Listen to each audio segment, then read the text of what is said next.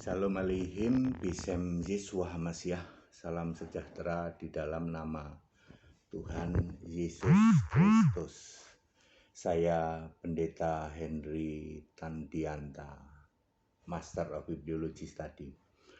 Bapak Ibu Saudara, sebelum kita memulai, kita mesti bersyukur ya Bapak Ibu Saudara ya. Begini, ribuan tahun ya di kekristenan Allah itu Tritunggal. Ribuan tahun sejak dari zaman era Tertullianus sampai hari ini.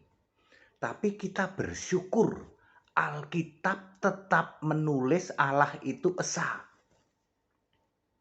Ya, di luar sana Tritunggal semua, tapi Alkitab Esa.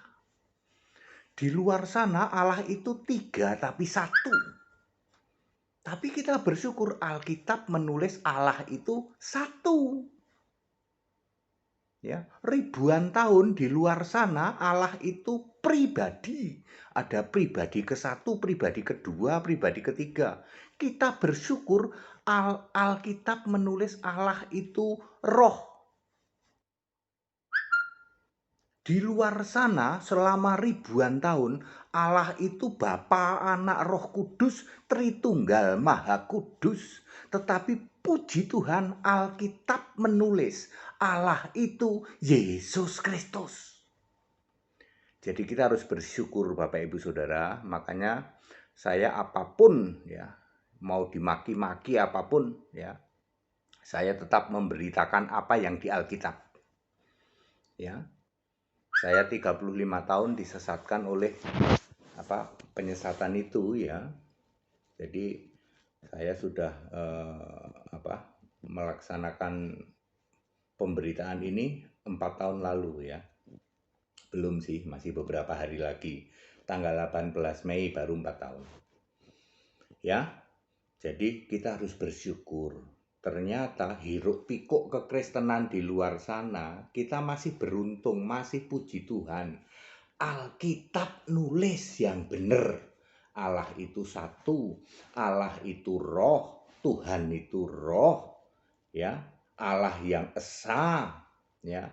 Allah yang esa namanya Yesus Kristus dari sebelum segala abad sekarang sampai selama-lamanya. Ya, kita bersyukur itu ya. Kita memahami Alkitab ya bukan mau sombong ya, tetapi di atas rata-rata ya. Lalu kita berbagi kepada saudara-saudara semua. Itu karena kasih kita ya, karena kita kasihan sama Anda semua, jangan sampai Anda tidak tahu. Kita berbagi ya. Jadinya HTD orang jahat apa orang baik? Orang baik. Paham Alkitab, berbagi kepada Anda. Ya. Lah Kristen itu kan dasarnya Alkitab toh. Ya.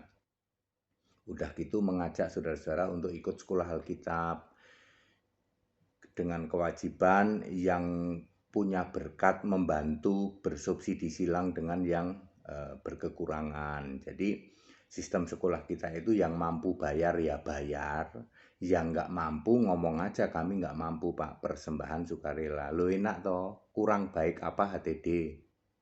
Ya. Baik, kita akan membahas sebuah tema ya. Tema ini mungkin juga mengejutkan bagi Anda karena Anda nggak pernah dengar ini. Begini judulnya, apa wewenang Yesus menyucikan bait Allah? Yesus menyucikan bait Allah. Apa wewenang Yesus menyucikan bait Allah? Padahal yang dimaksud menyucikan itu mengobrak-abrik, ya loh. Apa alasan Yesus berani menyucikan padahal yang terjadi mengobrak-abrik bait Allah? Membalikkan meja-meja penukar uang dan bangku-bangku pedagang merpati, ya bener kan? Apa wewenangnya? Emang Yesus ini siapa? Kok berani masuk bait Allah ditunggang balikkan itu para meja-meja penukar uang dan bangku-bangku pedagang merpati? Termasuk juga mengapa Yesus kok khotbah di bait Allah? Emangnya Yesus orang Yahudi? Siapa bisa menjawab pertanyaan ini? Nggak ada yang bisa jawab ya. Paling jawabnya ya standar ya kan. Ya nggak tahu lah, Yesus kan bukan orang Yahudi. Maksudnya bukan orang beragama Yahudi. Dia orang bangsa Yahudi ya. Yesus dan sejarah bait Allah. Saya mau cerita Yesus dan sejarah bait Allah. Ini bikin Anda tepuk jidat pasti. Ya, satu, dimulai waktu Musa di padang gurun selama 40 tahun, Keluaran 16 ayat 35. Maka Tuhan huruf besar semua YHWH Yahweh, yaitu roh Yesus firman, yaitu gambar Allah, ya, menyuruh membuat kemah suci. Keluaran 26 ayat 1 sampai 10. Jadi yang menyuruh membuat kemah suci siapa? Yesus Allah. Kan dari dulu Allah itu namanya Yesus. Ya. Ya, jadi yang menyuruh membuat kemah suci ke Musa siapa? Yesus, ya. Yesus waktu itu sebagai Yahweh, Tuhan huruf besar semua, dia adalah firman, ya. Pada mulanya adalah firman, firman bersama-sama dengan Allah. Firman ini berkarya, ya. Oke, lalu kedua. Lalu Tuhan Yahweh, Yesus yang roh itu, Yesus yang firman itu menyuruh Salomo mendirikan bait Allah, ya.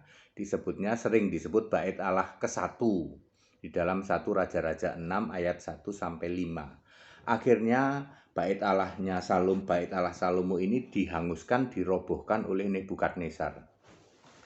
Jadi yang menyuruh Salomo membangun bait Allah siapa? Yesus Tuhan Allah, Yesus Yahweh, Yesus firman, ya. Nomor 3. Lalu Tuhan Yahweh, Yesus roh, Yesus firman menyuruh Kores, ya, Raja Kores inisiatornya pembangunan bait Allah kedua di dalam Esra 1 ayat 2 sampai 7. Anda pasti bingung ini. Oh, yang nyuruh Yesus, ya. Nomor 4. Yesus berkata, bait Allah ini akan dirobohkan, sesungguhnya tidak ada satu batu pun akan dibiarkan terletak di atas batu yang lain, semuanya akan diruntuhkan. Matius 24 ayat 1 dan 2. Ini bicara bait Allah kedua. Waktu Yesus hidup itu ada berdiri bait Allah kedua yang dibangun oleh Esra. Kemudian nomor 5. Yesus Tuhan Allah. Nah, sekarang ini Yesus sudah Tuhan Allah, kelak yang menyuruh membangun bait Allah ketiga. Wahyu 11 ayat 1 dan 2. Jadi Anda nggak usah buru-buru mau bangun bait Allah ketiga, ya. Kan udah roboh nih sekarang nih, ya.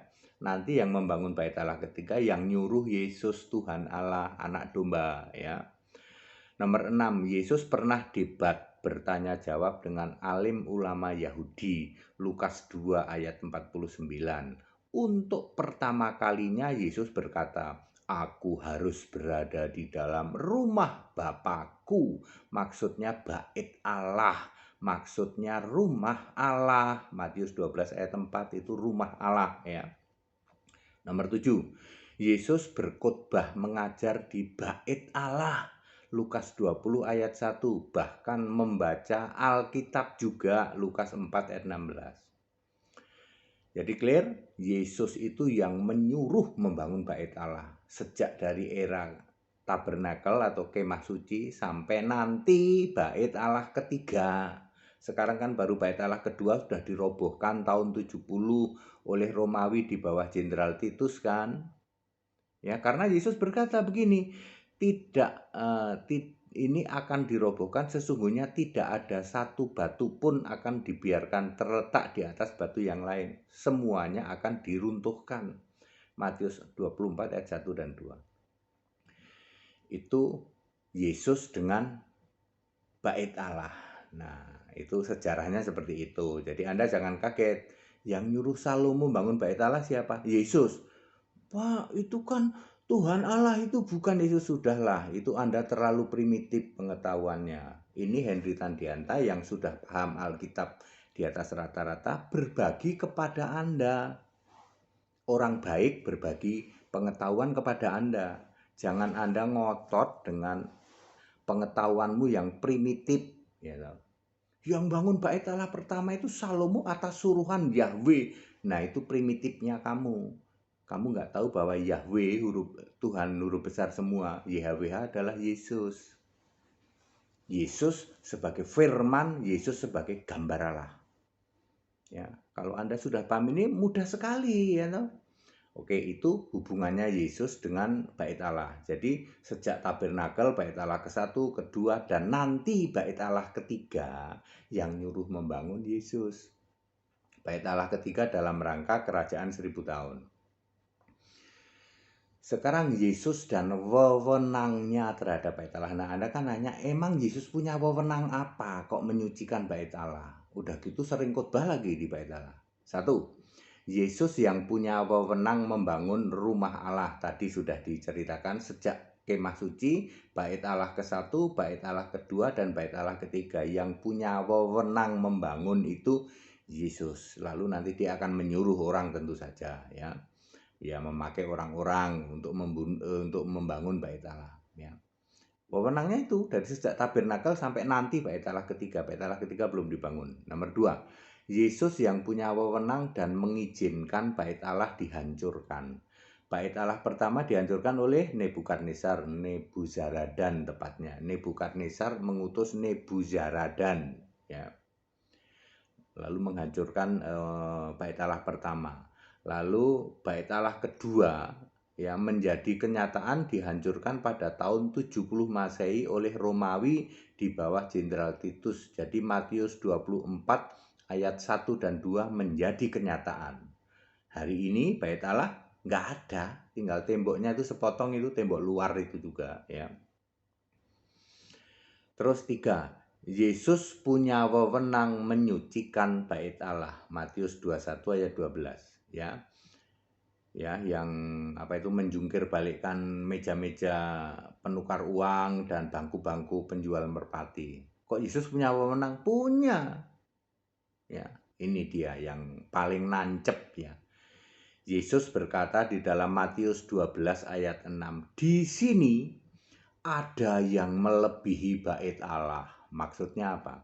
Maksudnya di sini ada aku, Yesus, yang menyuruh membangun Bait Allah. Jadi tenang aja, aku mau menyingkirkan para pedagang-pedagang itu yang menyucikan Bait Allah, ya. Tenang aja, di sini ada yang lebih, apa kata-katanya?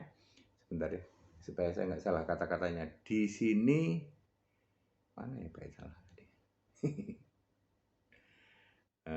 Ini dia. Kata-katanya begini, di sini ada yang melebihi Bait Allah di dalam Matius 12 ayat 6. Apa maksudnya melebihi Bait Allah? Iya, yang nyuruh bangun, gitu, yang punya wewenang, yang berkuasa atas Bait Allah. Ya, nah sekarang very clear, Yesuslah yang menyuruh membangun Bait Allah. Yesus punya wewenang terhadap Bait Allah. Jika ingin tahu pemahaman Alkitab di atas rata-rata, silahkan ikut sekolah Alkitab online Staol. Yang mampu berbayar, yang tidak mampu persembahan sukarela. Ini yang namanya subsidi silang. Silakan hubungin WA 0821 2621 8410 dengan Pendeta Johnny Ong. Salam, saya Pendeta Henry Tandianta, MPS. Baik, Bapak Ibu Saudara, orang baik mau jelasin nih. Ya, Anda yang maki-maki HTD itu percuma, tak kasih tahu, ya. Aku tuh bersyukur, ngerti nggak Bapak Ibu Saudara, di luar sana hiruk pikuk Allah itu Tritunggal Maha Kudus katanya. Tapi puji Tuhan, Alkitab menulis Allah itu esa. Esa itu satu, namanya Yesus. Di luar sana ribuan tahun penyesatan berderet-deret, penyesatan berjilid-jilid. Penyesatan di luar itu berjilid-jilid dari dulu, Tritunggal Maha Kudus Maha Suci, Tritunggal. Tapi saya itu bersyukur ternyata ketika membaca Alkitab, oh puji Tuhan, Alkitab ternyata Allah itu satu, dan satu itu esa itu satu, dan punya nama Yesus. Dari kapan? Dari sebelum segala abad, sekarang sampai selamanya. Makanya saya bersyukur Bapak Ibu Saudara. Ya, sebagai orang baik, saya itu mau berbagi kepada Anda karena saya tahu Anda disesatkan berjilid-jilid ribuan tahun. Ya, dan tidak pernah masuk surga. Saya kasih tahu, Anda yang sudah dengar beda kalau yang belum dengar. Yang belum dengar zaman nenek moyang kita kan mereka tidak tahu yang namanya Allah Esa. Pokoknya pendeta ngomong gitu, romo ngomong gitu, ya nurut saja. Zaman berubah, ketika era berubah, ya. ketika dengan mudah akses kebenaran itu diakses melalui internet, melalui Alkitab online, mudah sekali, dikasih warna lagi, ada warna merah, warna hitam, jadi kita bisa ngerti ada huruf besar, ada huruf kecil, ada link ayat, ya. Kami di atas Google, ya. Google kan cuma sampai ke situ, ya. Ini ayat ini, kasih link ini. Kami di atas Google, saudara. Karena pikiran kita itu dibuka oleh Yesus sebagai orang baik, ya. Orang yang kasih. Karena saya itu begitu prihatin, ya. Bayangin, ya. Misalnya kita sebagai kepala rumah tangga sudah tobat, sudah paham Yesus itu satu-satunya Allah yang benar. Lalu istri kita dan 2, 3, atau 4 anak kita dan cucu kita, mantu kita, dia masih mengimani Tritunggal Maha Sesat. Bayangin Bapak Ibu Saudara. Ya, kita yang sudah tahu, ya harus berbagi ke dia. Anakku, ya, Allah yang benar itu dari dulu Yesus. Gimana opa cara jelasin kok Yesus dari dulu, kan Yesus baru lahir tahun 2000 yang lalu. Nah, untungnya Alkitab nggak berubah. Alkitab nulisnya begitu sebelum segala abad, sekarang sampai selama-lamanya. Lalu kita gali, kita jelaskan, kita kasih tahu. Ya, termasuk soal apa wewenang Yesus menyucikan bait Allah. Kamu tuh punya wewenang apa Yesus? Samping menyucikan, kamu khotbah lagi di dalam berapa? Lukas 20 ya. Khotbah itu Lukas 20 ya. Sebentar ya, takut lupa ini. Si opa-opa nih. Lukas berapa yang dia Yesus khotbah itu? Kalau nggak salah Lukas 20. Betul, Lukas 20 ayat 1 itu Yesus khotbah di bait Allah. Emangnya Yesus orang beragama Yahudi? Bukan. Karena Yesus bilang itu rumah Bapakku, rumah Allah. Ya. Yesus kalau memanggil Allah itu kan Bapakku, Bapa gitu, ya. Ya. Jadi bait Allah itu ya punyanya Yesus. Yesus mau masuk boleh. Ya, terus khotbah juga di situ. Baca Alkitab lagi di dalam Lukas 4 ayat 16. Bagusnya yang dibaca Alkitab, bukan Talmud atau Misnah. Misnah itu hasil teologinya orang-orang Farisi itu, ya. Sama dengan sekarang ya, teologi, semua pendeta Romo itu lulusan teologi. Teologi itu sampah. Teologi itu sesat, teologi itu benar-benar sesat. Ya, memproduksi ratusan ribu pendeta dan romo itu, ya. Ya, sekarang sudah dengar, ya. Puji Tuhan, Alkitab tidak pernah berubah. Ya, meskipun kamu berkoar-koar, ya, meskipun kamu hiruk pikuk, ya, berjilid-jilid selama bertahun-tahun, berabad-abad, Allah itu Bapa, Anak, Roh Kudus. Mana ada Allah kok Bapa, Anak, Roh Kudus. Bapa itu kiasan Yesus, Anak itu fisik manusia, Roh Kudus itu roh. Allah kok kombinasi antara kiasan sama fisik sama roh. Allah macam apa Allah kombinasi? Kalau kunci, ada kunci kombinasi. Jadi Tritunggal Maha Sesat, Allahnya kombinasi. Ya, Allahnya berbiji 3. Itu ribuan tahun berjilid-jilid. Ya.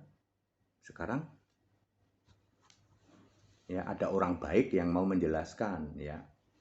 Bapak Ibu Saudara yang tergabung di dalam GAE, jangan khawatir ya. Kita bukan termasuk orang yang jahat. Kita itu orang baik, ngasih tahu, kita yang dibuka pikiran lebih dulu, kita paham Alkitab, kita berbagi kepada mereka supaya apa? Supaya selamat. Allah mau itu semua orang selamat. Bukan soal mana yang banyak pengikutnya. Ya, dari dulu Yesus kan ngomong. Ya, banyak yang dipanggil, maksudnya yang dipanggil juga banyak, yang dipilih sebagai alatnya sedikit. Kita-kita yang termasuk dipilih ini, ayo beritakan. Ya. Termasuk soal apa wewenang Yesus lah, memang semua itu miliknya Yesus kok bait Allah itu. Dari sejak tabernakel yang nyuruh membangun Yesus. Nah, Anda nggak paham toh. Pak, kita kok nggak paham ya Pak ATD yang menyuruh membangun kemah suci sejak kemah suci di era Musa di padang gurun. Itu memang benar yang nyuruh Yesus lah. Iya, yang nyuruh kan Tuhan, huruf besar semua, Yahweh. Yahweh itu punya kitab di dalam Keluaran 32 ayat 33. Kitab apa, Pak? Ya kitab kehidupan yang nama kita tertulis di dalamnya. Musa aja sampai ngomong gini kok, Tuhan, udah namaku dihapus saja. Jangan namaku itu jangan ditulis di kitabmu. Yesus bilang apa? Hanya orang yang berdosa. Tenang Musa, kamu tidak berdosa.